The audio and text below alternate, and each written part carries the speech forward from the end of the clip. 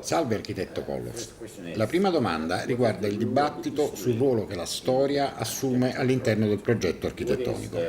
Quale parte della storia di Napoli ha influito sul progetto della stazione di Arco Mirelli della Linea 6? Of course, when we start the project, we look at the place, and we're not just looking at the place as it is, but also how it has been developing over time.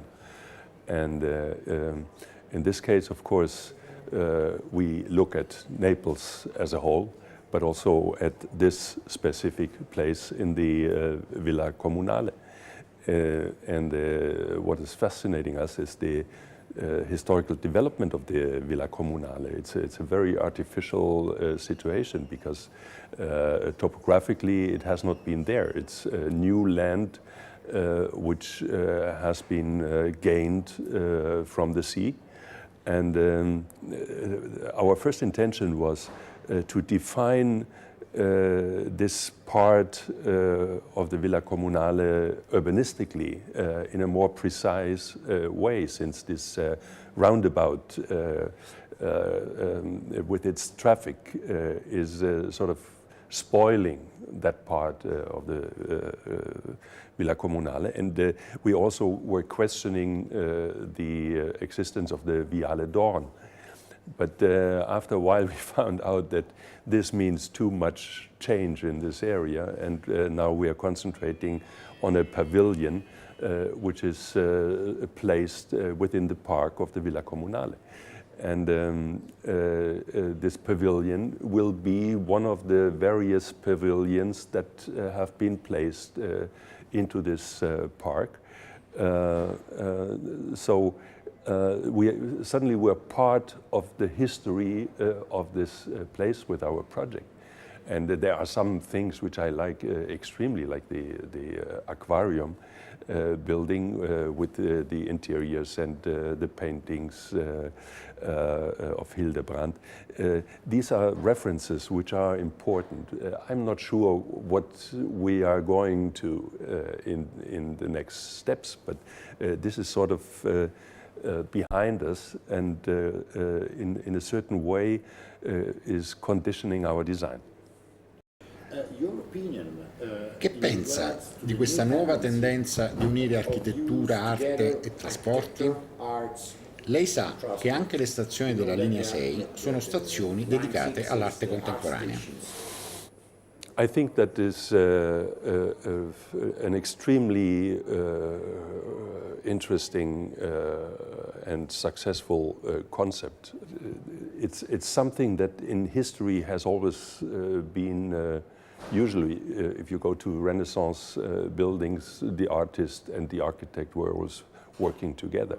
We have somehow lost this tradition, but to take this again as a possible cooperation in public space, I think is extremely interesting. We did that in many of our buildings in Europe, throughout Europe.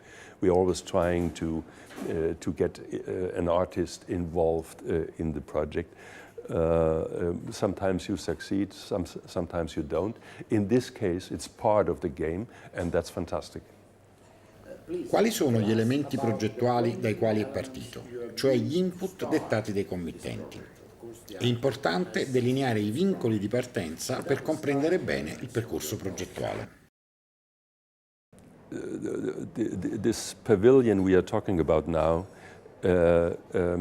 first of all, tries to get light into the station.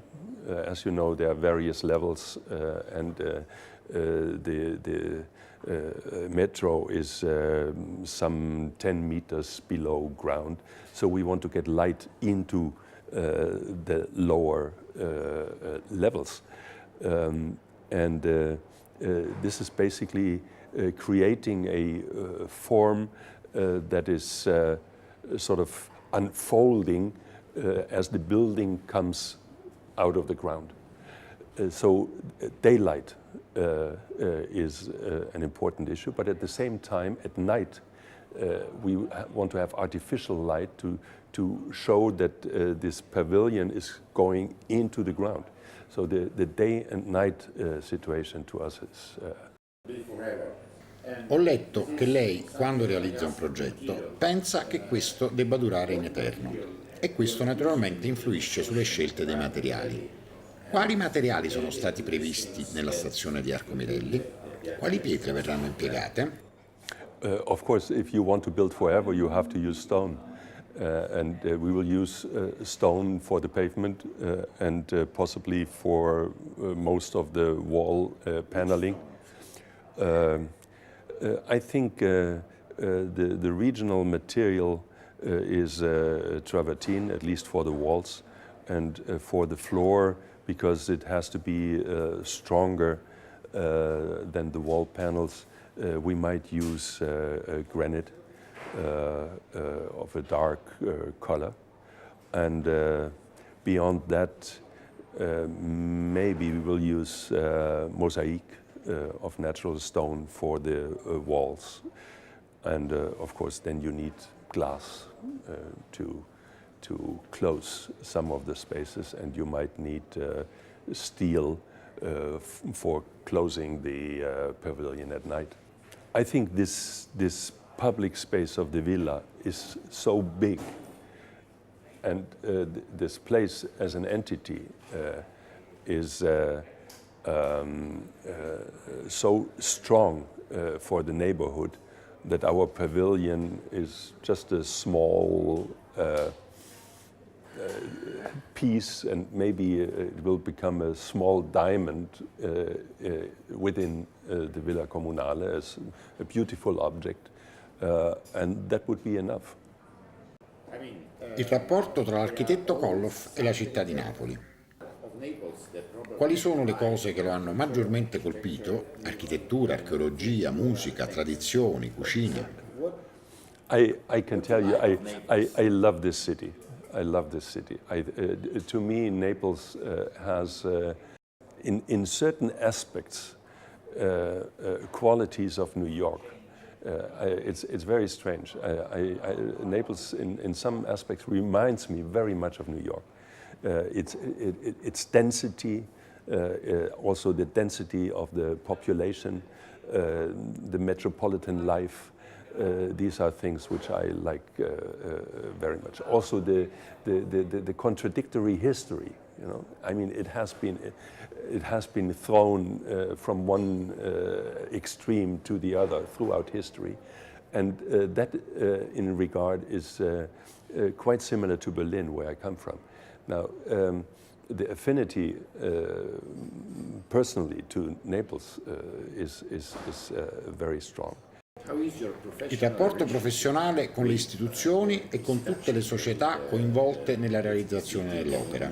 Municipalità, Ansaldo, Metropolitana di Napoli. Interesting.